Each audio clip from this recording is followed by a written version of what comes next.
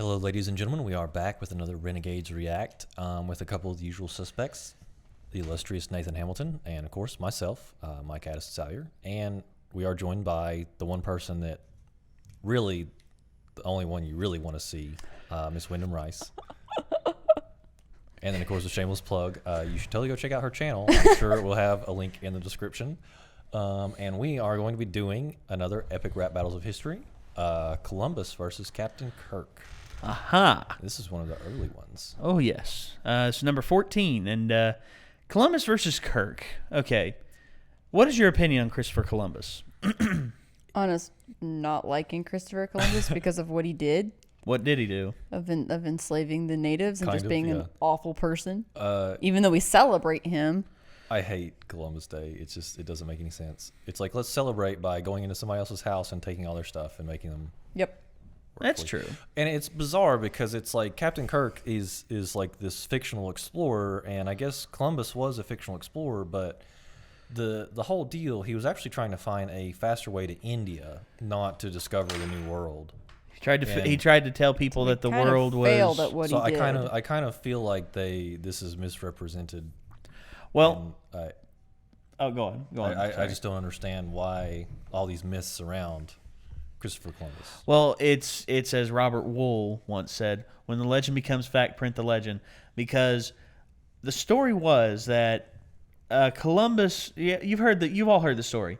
Christopher Columbus went in front of Queen Isabella and said, Queen Isabella, I will prove to you that the world is round and that you can reach India by sailing west. Everybody already knew the world was round. Well, that's the story. But you see that's the truth. The truth that a lot of people didn't know the world was round. Matter of fact, most commoners did, but a lot of sailors thought the world was flat. And, well, Aristotle figured out the world was round over 2,000 years ago. I mean, heck, 1492 is also the year that the Dutch invented the globe. The globe of the known world that we have, right, they had at that time. Now, Columbus originally thought that the world was a lot smaller than it actually was. But instead, it was a whole lot bigger because he happened to misplace two continents in his geographical survey. But there was a Greek mathematician that had already pretty accurately determined circumference of the Earth. Well, I can't remember who it was, but because actually I had a discussion with the gentleman the other day. Okay. Well, anyway, Robert Wool pointed out that the reason why it is the way it is because a lot of artists back then didn't really care about facts and everything. I mean, this is the same generation that gave Vikings horns on their helmets, and Vikings never had horns on their helmets. True. So, yeah. Also, Vikings discovered North America before Christopher Columbus did. Yeah, by several hundred years, Yeah. I take it. And the only reason they're not remembered is because all of them died. So sad. Well, now that we've adequately described the history of Columbus, who do we think is going to win and why? My vote's Kirk. I'm gonna say Kirk. I'm just saying, he straight up killed that Gorn with a bamboo diamond shotgun on that one episode. So going with Kirk. I'm going to say Captain Kirk for the win. I mean, Captain Kirk, he just fights everything all the time. Yeah. Well, I mean, like, remember in that one episode where they can all kind of read each other's minds, and he is giving instruction even though he really doesn't know what to do. He's got this air of confidence about him that I think he's going to try to get the task done, even if he doesn't really know what he's doing, even if he doesn't know what he's in for. Sure. Okay. So, fair enough. Just saying. I'm just saying. His confidence might be key here. Okay. I feel like in a rap battle, you need that level of confidence. This is true. Charisma does count for a lot. Mm-hmm. Yes, it does. I have no marketable skills whatsoever, but Charisma. the hair is made of charisma. So that's, Yes. that's Hashtag King of Charisma. that's how I scoot by Charisma. through life. Yes. King of Charisma. Right. Yes. The hair game. All right. So here we go with the ERB. Kirk versus Columbus.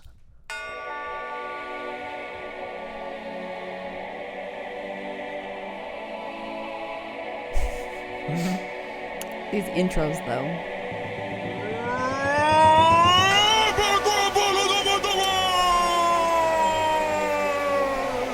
This narrator, not a quiet lady. Hey, Lloyd.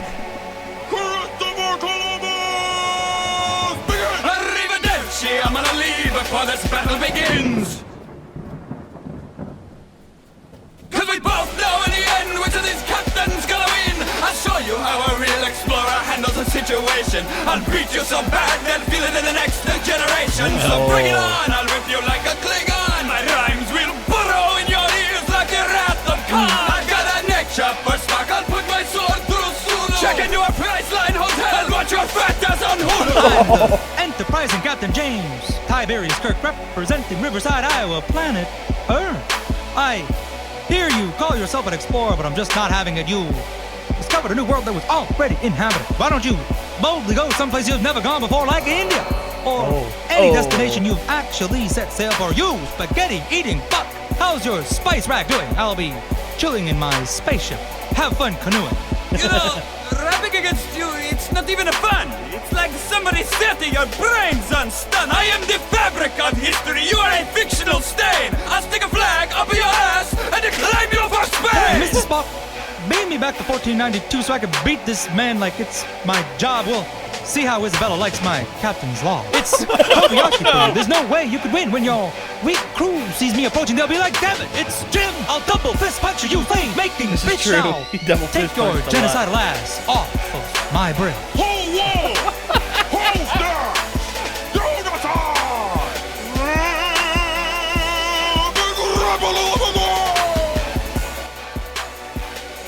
Wow.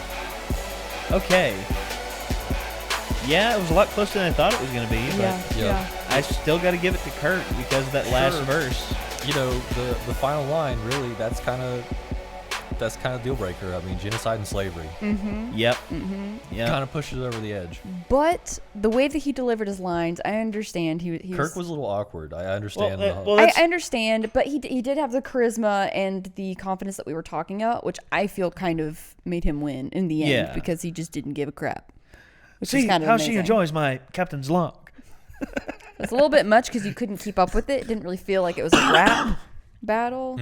Yeah, I was Yeah. going to say, and William Shatner and all his Shatness, his portrayal of Kirk has been parodied so much it's almost become pop culturally relevant, even almost 50 years after the release of the original. I mean, next year is going to be 50 years since the original Star Trek. To me, that's amazing, and for it to remain culturally relevant this far past its expiration date, which was 1969. I mean, and plus for its primary hero to be remembered for his delivery, which makes it sound like he is in the midst of shitting his pants. It's like he's constantly pausing. I mean, honestly, could you imagine him doing Hamlet? To be or not to be? That is the question. It's like he's constantly struggling to squeeze something out. I don't understand. I feel like constipation shouldn't be a problem in the 23rd century, That's a very good point. right? That's a very good point. I feel like. What do you think they'd have remote control poop removal by then? No, I just feel like they'd have, just like You wouldn't get know, a lot constipated at of- least. You'd you have know, a a lot of- pretty well balanced yeah, diet. really good nutrition. I mean, really, I feel like with that advanced technology, you'd have a lot of transhumanists that have started like replacing body parts and organs with really advanced. Who are you, the Borg? No. No, like that's a whole strain of philosophy. Never mind. Oh, dude, transhumanism, the Borg is pretty much the apex of that because they constantly seek perfection, and whenever something new comes in that they like, they assimilate it and they make it their own. Right. Thus, it is no longer anyone else; it is the Borg. I mean, that's pretty much unified transhumanism right there.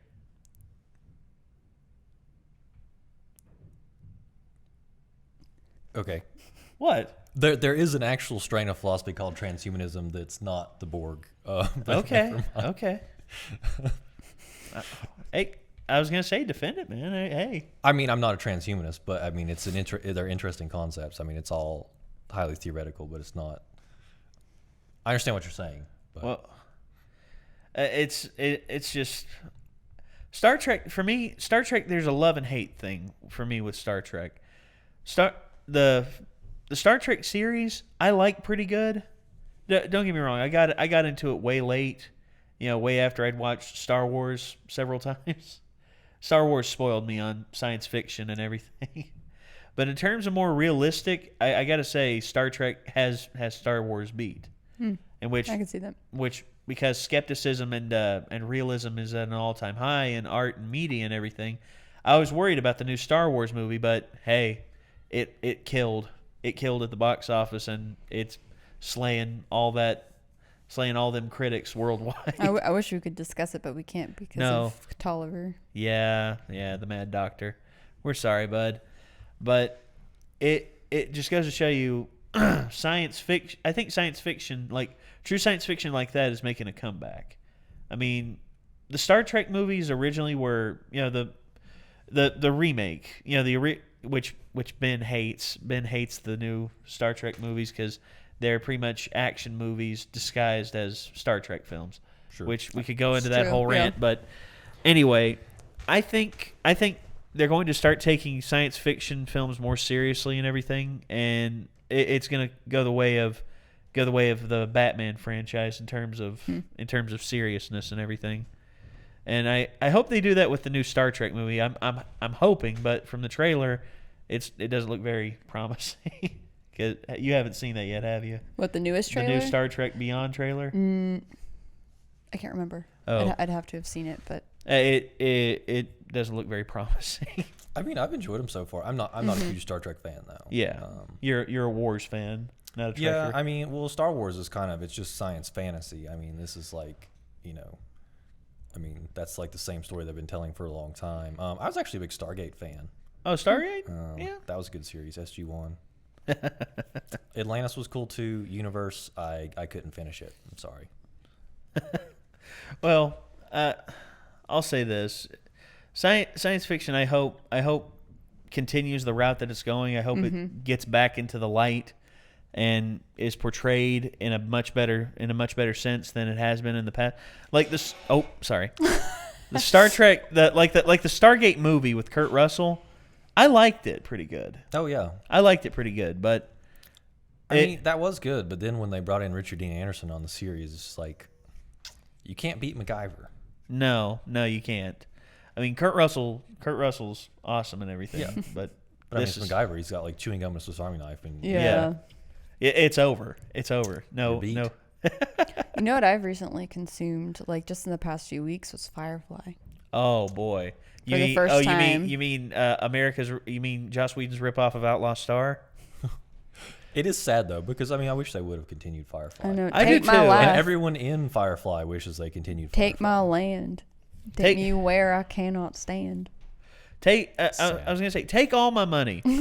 Give me Firefly season 2. I feel like they could pretend like Serenity never happened and just keep doing the series. Everybody would come back for it. Yeah. Everybody, no, I finished Firefly, and then someone said, "You're not done until you watch Serenity." So then No. I watched Serenity, and I You're was like, no, I was like, no. we're just gonna pretend that never happened. We're just gonna keep making series.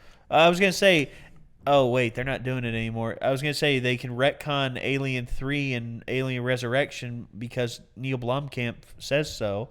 Why can't they retcon Serenity? But because Neil Blomkamp is no longer directing the new Alien movie because Ridley Scott got a bug up his ass.